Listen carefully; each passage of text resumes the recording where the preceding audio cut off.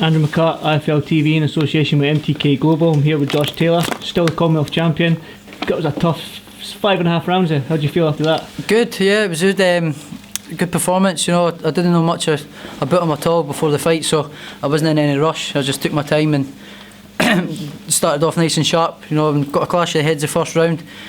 Quite a nasty cut, so I learned a lot about myself and keeping my calm in between the rounds with the cut. You know, I seen it streaming the blood straight away, so I knew I was cut. So I learned that I can keep calm when things get ugly and a bit tough. So yeah, it was good.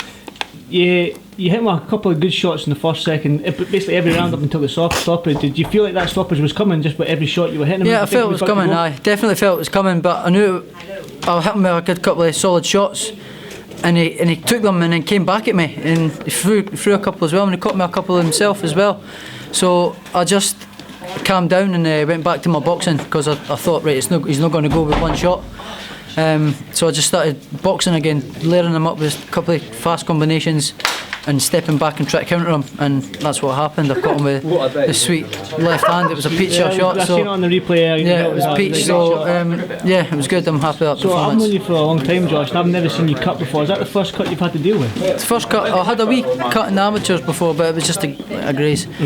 So that's the first cut I've had to deal with, and I was nice and calm with it, so it didn't bother me, it didn't faze me, so it was all good. Obviously you're still undefeated, and I don't know if you've seen the Eddie Hearn interview with Kuhn Cassius. He basically said that nobody in 140 is willing to fight like OHARA Davies. No.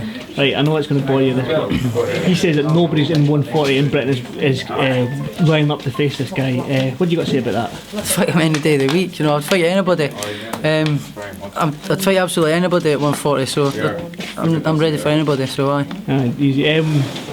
Obviously, Commonwealth levels, you've proven yourself, you've stopped Dave Ryan, there's warned you better, although he was a tough guy to face.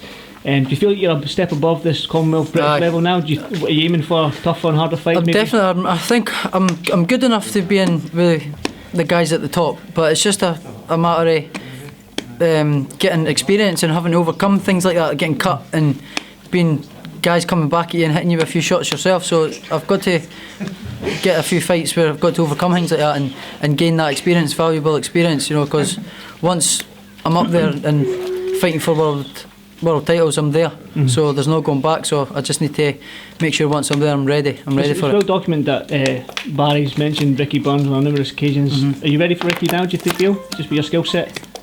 Skill set wise, yeah, I think I'm ready for anybody.